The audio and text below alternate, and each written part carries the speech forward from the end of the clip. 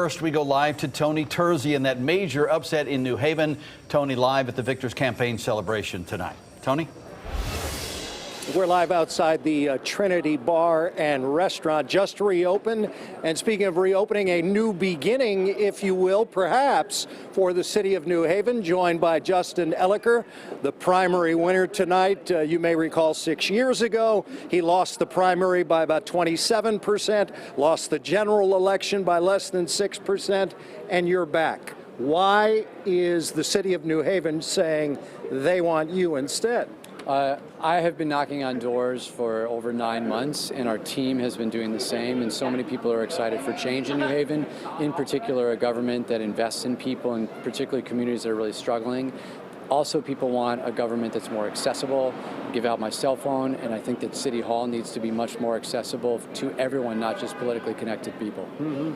You're talking about the city that has done some wonderful things downtown in redevelopment during the Harp administration, but what, in your view, have they forgotten? Well, New Haven's a thriving place for some people, but the problem is there's so many residents in the neighborhoods that don't feel like they're benefiting from the kind of investment we've seen in downtown and the wealth of Yale University. And I think that there are many policies that the government can implement to ensure that there's a more even playing field, and that New Haven residents that have lived here for so long actually benefit from the kind of investment that's coming into town. There is one investigation that we are aware of involving the former youth services director. It's things like that that you think had people leaning in your direction. I think people expect their government to use tax dollars wisely. They expect the mayor to take seriously FBI investigations. They want a government that is responsive and responsible to the people. And all too often, government doesn't do that well enough. And I think that there's been some examples in this administration where that's happened. Do you think the mayor will indeed run for re-election in the general election? She has a spot on the line for the Working Families Party. What is your position on that? Ultimately, that's a question for the mayor, not me. I think that given the vote spread, it will be very difficult for her to win. But we're taking this election seriously all the way till November, and we'll work hard to win.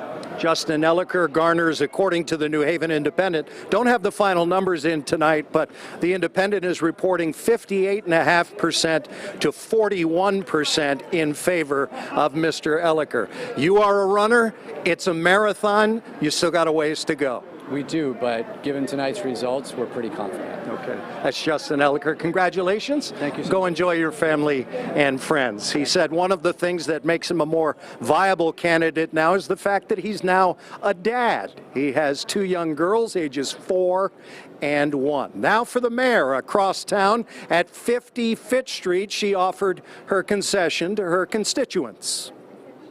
Just about 15 minutes ago, I called Justin Elicker and I conceded this race.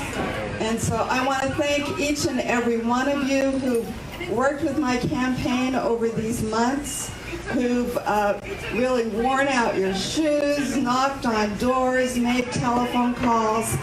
And thank you so much for believing in my administration and what we have stood for. Again, we still don't know whether Mayor Harp will seek a 4th term in office. She, of course, as we talked about at the beginning of the interview, first gained the mayor's office back in 2013 after beating Justin Elicker in a narrow race. Of course, Mayor Toni Harp, the first female mayor here in the city.